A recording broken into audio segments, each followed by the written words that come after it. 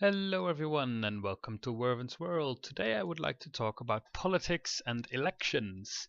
So these are two things you might have never heard of within this game, but they do actually exist. Um, and they do have a bit of an effect on the game. So if you make your first colony, or any colony really, you become a mayor of that colony. That means you also have some power over that colony in a political way, although that power is not very big because the only thing you can do is change the colony's name. That said, it is also possible to get other people to be a mayor of your colony so they can change the name of your colony, which doesn't really matter, but just to show you how it really works. The next rank you can get politically is that of a governor. That means you don't only rule over one colony, you rule basically over all the colonies and linked outer star bases at a planet. And that gives you not complete control over those colonies, of course, but it makes you able to change the planet's name. Then the next rank, there is the senator. And the senator basically rules over an entire system. So one system can have more than one planet, and the senator kind of rules them all. And he has a couple of responsibilities and powers, which are he can change this star system name so that it's not just named after the one who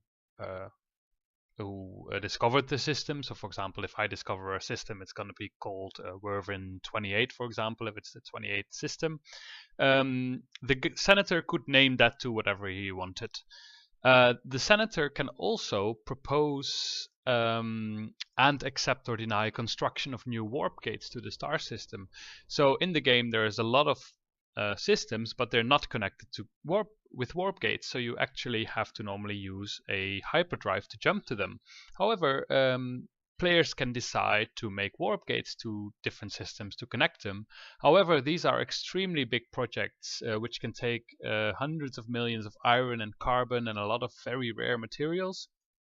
And they can take months to build basically by players as a collaborative effort. So these are really big things to do.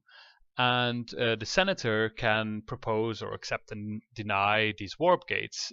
So he can basically decide whether it's worth all the community effort to go to a certain system, to connect it to already connected systems.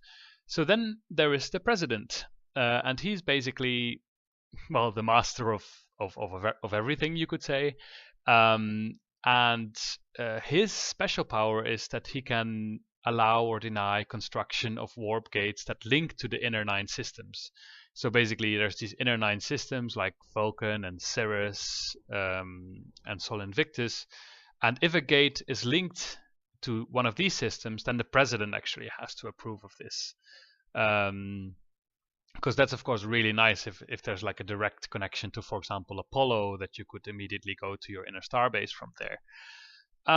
So how do you become mayor, governor, senator, or president? Well, that's done by voting.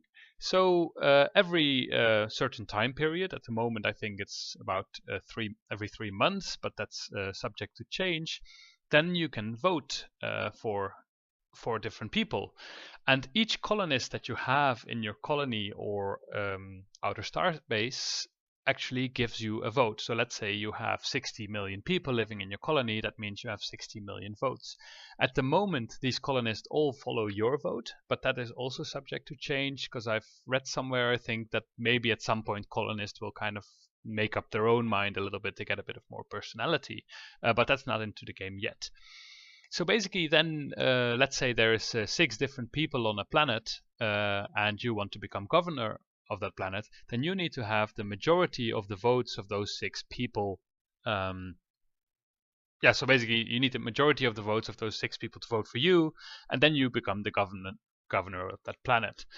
So that's how those votes are counted. If you want to become the senator, then you need the majority of votes of all the people in that star system. If you want to become the president, you need the majority of the votes of all colonists in the universe, and that is a lot of them. So you need to basically convince people to vote for you. How do you do that? Well, for that there is the political arena. So on the forums you will find a section called politics, which is quite fun. So here you are actually expected to role play as your character. And there you can make deals about whatever you want to do, or you can promise a lot of things like, hey, if I'm going to be senator here, I will propose a gate to this great system and I will name it after the person that gave me the most votes, or whatever you want to do. But you're kind of expected to do this in a role-playing way, which is quite fun. So if you like role-playing, definitely check out this that part of the forums. So you can vote once the elections have started. You can vote by going to characters and then click on votes, and then you will see basically which people you can vote for, and you can decide who to vote for. However, at the moment there is not really a vote, so I can't show you how to do it. There can also be by-elections, and that's basically, let's say I now colonize a new system and I want to become governor of that system. Then I can ask if there could be a by-election instead of waiting for 3 months. I would like to become a governor now, and then we can have a by-election, and all the people that are in the newly colonized system can vote for that.